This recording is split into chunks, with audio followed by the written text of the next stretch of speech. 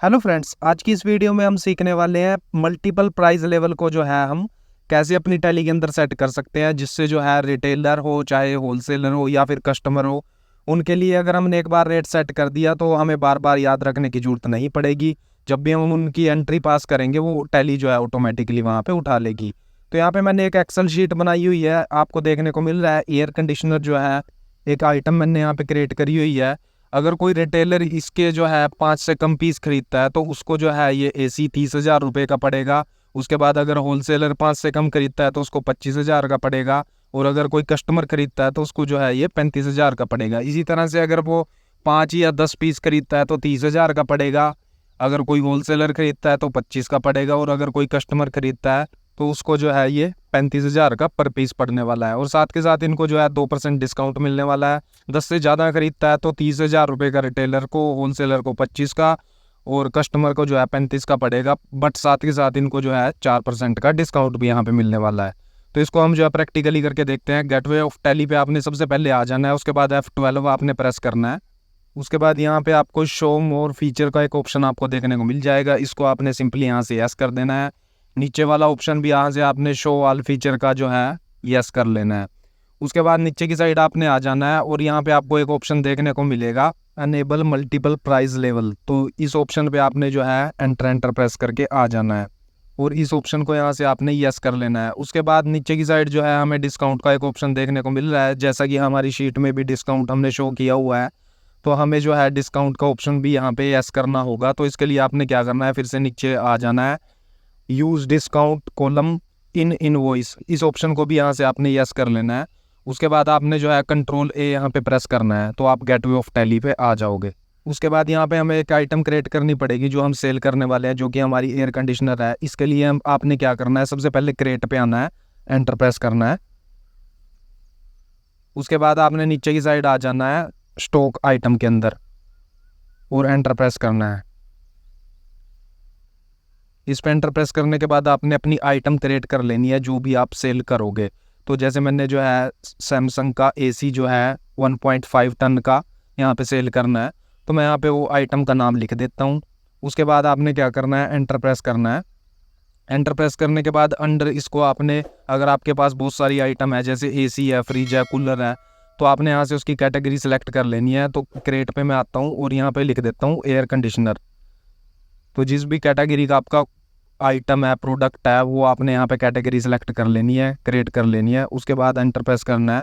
यहाँ पे आप यूनिट पे आ जाओगे, तो यूनिट जो है हमारा पीसीज में रहने वाला है, तो पीसीज यहाँ पे अभी क्रिएट नहीं है, तो इसके लिए आपने क्रिएट पे आना है, सिंपली एंटर प्रेस करना है और सिंबल के अंदर आपने लिख देना है PCS, जो कि शॉर्ट फॉर्म है पीसीज की। उसके बाद आपने एंटर प्रेस करना है, फॉर्मल नेम में आपने यहाँ पे पीस लिख देना है, तो यहाँ पे मैं लिख देता हूँ पीस। उसके बाद आपने एंटर प्रेस करना है और यहाँ पे आपने फिर से जो है PCS लिखना है और पीसीज आपके सामने आ जाएगा। इस ऑप्शन को यहाँ से आपने सेलेक्ट कर लेना है। सेलेक्ट करने के बाद यहाँ पे नंबर ऑफ डेसिमल प्लेस में 0 ही रहने देना है और एंटर प्रेस कर देना है। उसके बाद GST एप्लीकेबल को यहाँ से यस करना है और यहाँ पे जो भी आपके आइटम का HSN कोड है वो यहाँ पे आपने डाल देना है। उसके बाद एंटर प्रेस करना है। यहाँ पे आपने टैक्सेबल सेलेक्ट करके जितना भी उस आइटम पे टैक्स लगता है वो यहाँ पे आपने सेलेक्ट कर लेना है। फॉर एग्जांपल 28% जो है उस पर GST लगता है। उसके बाद यहाँ पे सेट अल्टर MRP, अगर आप MRP सेट करना चाहते हो तो इस ऑप्शन को यहाँ से आपने यस कर देना है। उसके बाद MRP रेट में जितनी भी MRP का वो प्रोडक्ट है वो यहाँ पे आपने डाल के एंटर प्रेस कर देना है। उसके बाद जैसे ही आप एंटर प्रेस करोगे तो ये आइटम यहाँ से हमारी सेव हो जाएगी। उसके बाद आपने एस्केप प्रेस करना है और यहाँ पे प्राइस लेवल का एक ऑप्शन आपको देखने को मिलेगा, इस पे आके आपने जो है एंटर प्रेस करना है। यहाँ पे आपने जो है वो पर्सन सेलेक्ट कर लेने हैं जिन को आप जो है सेल करने वाले हैं। तो यहाँ पे सबसे पहला हमारा जो पर्सन है वो रिटेलर है, तो यहाँ पे मैं रिटेलर का एक नेम जो है क्रिएट कर लेता हूँ। उसके बाद जो है हमारे पास होलसेलर है, तो मैं दूसरे नंबर पे जो है होलसेलर लिखता हूँ। फिर से मैं जो है एंटर प्रेस करता हूँ और यहाँ पे तीसरा हमारा जो है वो है कस्टमर। तो हम जो है सेल करने वाले हैं रिटेलर को, होलसेलर को और डायरेक्ट कस्टमर को, और उनके अलग अलग प्राइस सेट करने वाले हैं कि कितने की आइटम हमें उनको सेल करनी है। तो यहाँ पे मैंने तीनों जो है एंटर कर दिए हैं। फिर से मैं एंटर प्रेस करूँगा तो हम बैक यहाँ पे आ जाएंगे। उसके बाद आपने जो है प्राइस लिस्ट स्टॉक ग्रुप, इस ऑप्शन पे आना है, एंटर प्रेस करना है और यहाँ पे जो है स्टॉक ग्रुप नेम में जो है अगर आप ऑल आइटम सेलेक्ट करना चाहते हो, सबके रेट सेट करना चाहते हो तो ऑल आइटम सेलेक्ट कर लेना है। अगर किसी पर्टिकुलर आइटम का सेलेक्ट करना चाहते हो तो आप सिंगल आइटम का भी सिलेक्ट कर सकते हो। तो फिलहाल मैं यहाँ पे ऑल आइटम सेलेक्ट करता हूँ। उसके बाद प्राइस लेवल में जो है किसका प्राइस लेवल आप सेट करना चाहते हो वो यहाँ पे आपने सेलेक्ट कर लेना है। फॉर एग्जांपल सबसे पहले मैं रिटेलर को यहाँ पे लेता हूँ। रिटेलर का जो है एप्लीकेबल फ्रॉम में जब से आप एप्लीकेबल करना चाहते हो वो डेट सेलेक्ट कर लेनी है। उसके बाद पर्टिकुलर में आपने जो है आइटम का नाम ले लेना है। जैसे सैमसंग का एसी जो है मैं सेलेक्ट करता हूँ। उसके बाद यहाँ पे आपसे पूछता है लेस देन, इसका मतलब ये है कि अगर इससे कम आप पीसी सेल करोगे तो उसका प्राइस आपने क्या रखना है। तो यहाँ पे आपको देखने को मिल रहा है 5 से कम अगर पीसीज मैं रिटेलर को सेल करूँगा तो उसका प्राइस जो है वो 30,000 रहने वाला है। तो यहाँ पे आपने क्या करना है, वही सेम टू सेम रेट डाल देना है जितने से कम पीस आप जितने में सेल करना चाहते हो। तो यहाँ पे मैं 30,000 डाल देता हूँ, जैसे कि यहाँ लिखा हुआ है, और डिस्काउंट इस पर 0 है तो इसको हम यहाँ पे छोड़ देंगे। उसके बाद आपने सिंपली एंटर प्रेस करना है। 5 या फिर 5 से ज़्यादा पीस अगर आप सेल करोगे तब आपने प्राइस क्या रखना है। तो प्राइस हमारा सेम रहने वाला है 30,000, जो कि हमारी यहाँ पे शीट में भी आपको देखने को मिल रहा है 30,000 सेट किया हुआ है यहाँ पे भी। तो यहाँ पे भी मैं फिर से 30,000 सेलेक्ट करता हूँ, बट अब की बार डिस्काउंट जो है यहाँ पे 2% रहने वाला है, जैसे कि आपको शीट में भी देखने को मिल रहा है। तो यहाँ पे मैं क्या करता हूँ, 2% यहाँ पे डाल देता हूँ।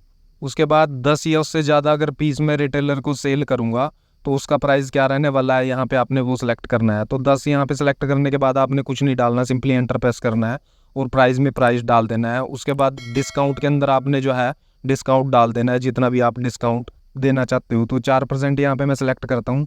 उसके बाद आपने यहाँ पे क्या करना है, एंटर प्रेस करके एंड लिस्ट कर देना है इसको, और यहाँ से एंटर प्रेस करके इसको सेव कर देना है।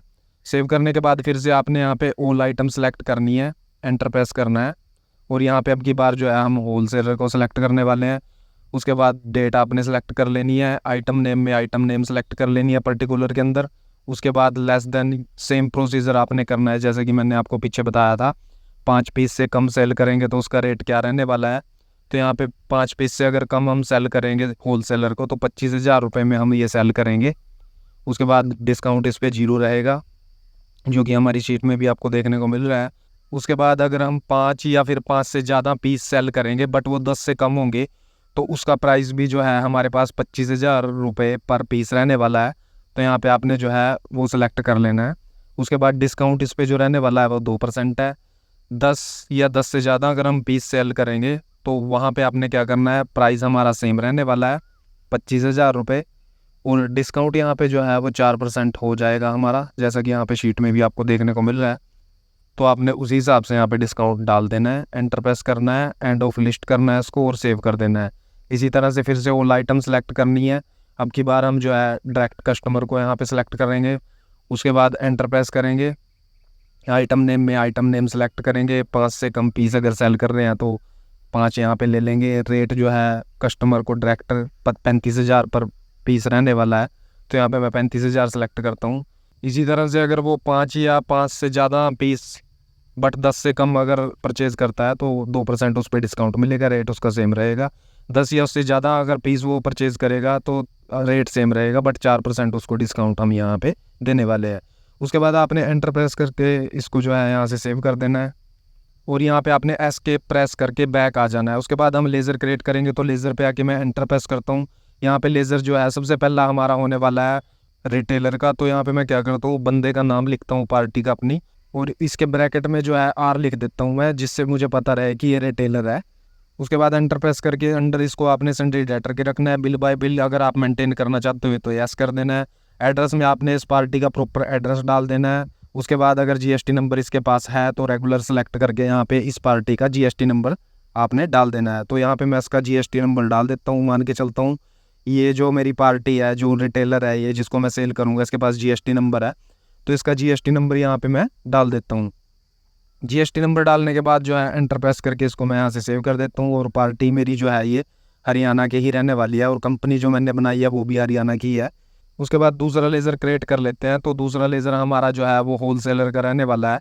तो यहाँ पे मैं पार्टी का नाम लिखता हूँ सबसे पहले। उसके बाद ब्रैकेट के अंदर जो है WS लिख देता हूँ मैं, जो कि शॉर्ट फॉर्म है होल सेलर की। उसके बाद एंटर प्रेस करता हूँ, अंडर इसको सन्ड्री डेटर के रखता हूँ, maintain bill bye bill yes करता हूँ, और प्रॉपर एड्रेस आपने यहाँ पे इसका डाल देना है। जीएसटी नंबर है तो आपने रेगुलर सेलेक्ट करके इसका जीएसटी नंबर डाल देना है। तो वीडियो ज़्यादा लंबी ना हो इसलिए मैंने इसका एड्रेस वगैरह यहाँ पे नहीं डाला है। मैं क्या करता हूँ, सिर्फ डायरेक्ट जो है यहाँ पे इसका जीएसटी नंबर डाल देता हूँ।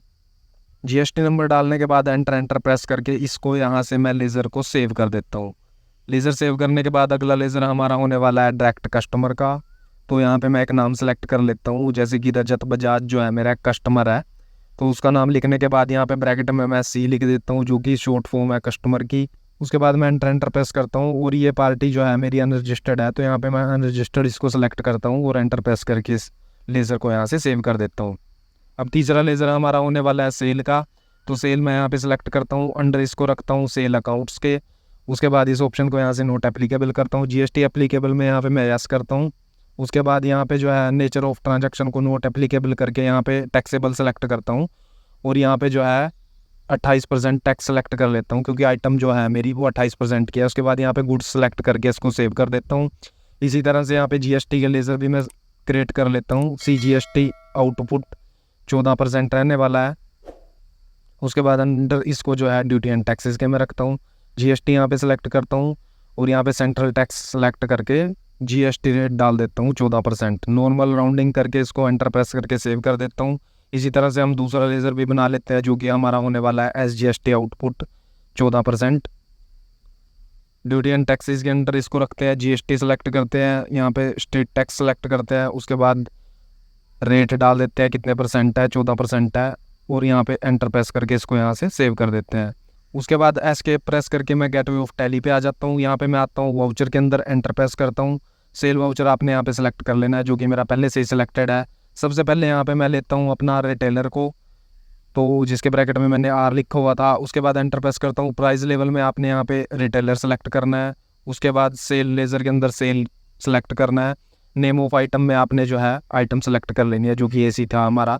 उसके बाद क्वांटिटी के अंदर हम आ जाते हैं, और यहाँ पे मैं अपनी प्राइस लिस्ट जो है जो मैंने बनाई थी एक्सेल के अंदर वो ओपन कर लेता हूँ। यहाँ पे आपको देखने को मिल रहा है, अगर मैं 5 से कम पीस यहाँ पे सेलेक्ट करता हूँ तो यहाँ पे जो है मुझे कोई भी डिस्काउंट यहाँ पे नहीं देखने को मिलेगा। तो यहाँ पे आपको देखने को मिल रहा है डिस्काउंट के अंदर 0 शो हो रहा है, और रेट जो है यहाँ पे टैली ने ऑटोमेटिकली उठा लिया है 30,000 रुपये, जो कि हमने रिटेलर का सेट किया हुआ था। उसके बाद यहाँ पे मैं इसकी क्वांटिटी जो है एक बार चेंज करके देखता हूँ कि इसमें जो है चेंज हो रहा है या नहीं। तो 5 पीस जैसे ही मैं सेलेक्ट करता हूँ तो 2% डिस्काउंट यहाँ पे आपको देखने को मिल रहा है, जैसा कि मैंने शीट में भी बनाया हुआ है। उसके बाद यहाँ पे इसकी जो है क्वांटिटी और बढ़ा के हम देख लेते हैं कि उससे जो है इस पर 4% डिस्काउंट भी देखने को मिलेगा या नहीं। तो जैसे ही मैं 11 पीस करता हूँ तो यहाँ पे आपको देखने को मिल रहा है डिस्काउंट भी मेरा जो है वो 4% यहाँ पे हो चुका है। उसके बाद यहाँ पे मैं इस पर टैक्स अप्लाई कर देता हूँ, और टैक्स जैसे ही मैं अप्लाई करता हूँ तो ये जो भी टैक्स हमारा लगने वाला है वो डिस्काउंट काटने के बाद जो अमाउंट टैक्सेबल बचती है उस पर जो है टैक्स अप्लाई होने वाला है हमारा। उसके बाद यहाँ पे जो है मैं एंटर प्रेस करके इस एंट्री को सेव कर देता हूँ। इसी तरह से हम जो है दूसरी एंट्री पास करने वाले हैं अपनी, जो कि हमारी होने वाली है होलसेलर की। तो यहाँ पे मैं जो है होलसेलर का जो लेज़र मैंने बनाया हुआ था वो सेलेक्ट करता हूँ। उसके बाद यहाँ पे प्राइस लेवल में भी मैं होलसेलर सेलेक्ट करता हूँ, एंटर प्रेस करता हूँ, और आइटम सेलेक्ट करता हूँ। यहाँ पे क्वांटिटी में मैं यहाँ पे एक बार क्वांटिटी आपको डाल के दिखा देता हूँ। 4 पीस जैसे मैं सेलेक्ट करता हूँ तो रेट मेरा ऑटोमेटिकली 25,000 रुपये जो मैंने सेलेक्ट किया हुआ था यहाँ पे अपनी शीट में, तो यहाँ पे आपको देखने को मिल रहा है जैसे ही मैं पीस डालता हूँ तो यहाँ पे रेट जो है 25,000 टैली ऑटोमेटिकली उठा लेती है। और डिस्काउंट जो है यहाँ पे 0 था 5 से कम आइटम पे, तो डिस्काउंट यहाँ पे हमें 0 ही देखने को मिल रहा है अपनी टैली के अंदर। इसी तरह से 5 या 5 से 9 क्वांटिटी के अंदर अगर हम कोई आइटम सेल करेंगे तो वहाँ पे हमारा 2% टैक्स रहने वाला है। तो यहाँ पे मैं जो है पीस सेलेक्ट कर लेता हूँ अपने 5। जैसे ही मैं 5 पीस सेलेक्ट करता हूँ तो 2% डिस्काउंट जो है ऑटोमेटिकली यहाँ पे लग के आ चुका है। इसी तरह से अगर इसकी क्वांटिटी हम 10 या उससे ज़्यादा रखेंगे तो टैली जो है उसको 4% डिस्काउंट दिखाएगी। तो यहाँ पे मैं 11 पीस जैसे ही सिलेक्ट करता हूँ आपको देखने को मिल रहा है डिस्काउंट हमारा जो है वो 4% एप्लीकेबल यहाँ पे हो चुका है। और उससे अगर ज़्यादा भी हम पीस सेलेक्ट करते हैं तो वहाँ पे भी हमारा जो डिस्काउंट है वो 4% ही रहता है। तो टैक्स यहाँ पे मैं एप्लीकेबल कर देता हूँ। उसके बाद एंटर प्रेस करके इस एंट्री को भी यहाँ से जो है सेव कर देते हैं हम। अब एक एंट्री जो है हम डायरेक्ट कस्टमर को भी पास करके देख लेते हैं। तो इसके लिए मैं क्या करता हूँ, जो कस्टमर मैंने बनाया हुआ था उसको सिलेक्ट करता हूँ। उसके बाद कस्टमर यहाँ पे सिलेक्ट करता हूँ, सेल वाउचर सेलेक्ट करता हूँ, आइटम सेलेक्ट करता हूँ, और यहाँ पे जो है क्वांटिटी मैं डाल के देख लेता हूँ। 4 पीस जैसे ही डालता हूँ तो यहाँ पे रेट जो है 35,000 ऑटोमेटिक टैली उठा लेती है, जो कि हमने सेट किया हुआ था कस्टमर के लिए अपने। उसके बाद डिस्काउंट इस पे जो है 0% था, यहाँ पे भी आपको कोई भी डिस्काउंट देखने को नहीं मिल रहा है। जैसे ही मैं पीस जो है वो इंक्रीज़ करता हूँ तो यहाँ पे आपको देखने को मिल रहा है 5 पीस सेलेक्ट करते ही 2% यहाँ पे टैक्स लग के आ चुका है, और 35,000 जो है रेट सेम का सेम है। 10 पीस सेलेक्ट करते ही यहाँ पे जो है 4% डिस्काउंट ऑटोमेटिकली एप्लीकेबल यहाँ पे होके आ चुका है। तो इस तरह से जो है आप मल्टीपल प्राइस लेवल सेट कर सकते हो अलग अलग पर्सन के लिए। जैसे होलसेलर के लिए मैंने अलग प्राइस सेट किया था, रिटेलर के लिए अलग किया था, और कस्टमर के लिए जो है अलग किया था।